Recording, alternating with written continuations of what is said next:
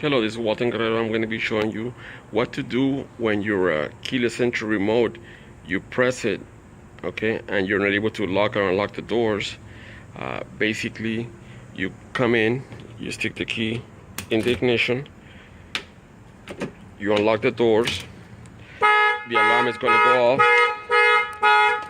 and once it's going off, you're going to stick the key in the ignition, you're going to turn it to the run, and once the vehicle recognizes the key, the actual chip of the key, it'll turn off the alarm system and you're able to start it.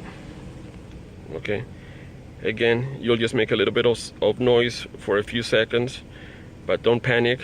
Just put it in the ignition and the vehicle will turn on.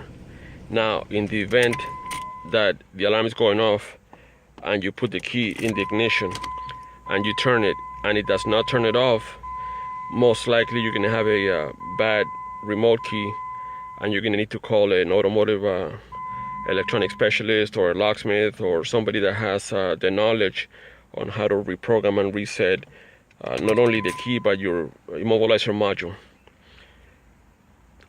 Any comments, any questions, if you need our service, just give us a call or send us a text with the year, make, and model and the VIN of the vehicle to the number in the description below. Thanks for watching. Have a good day.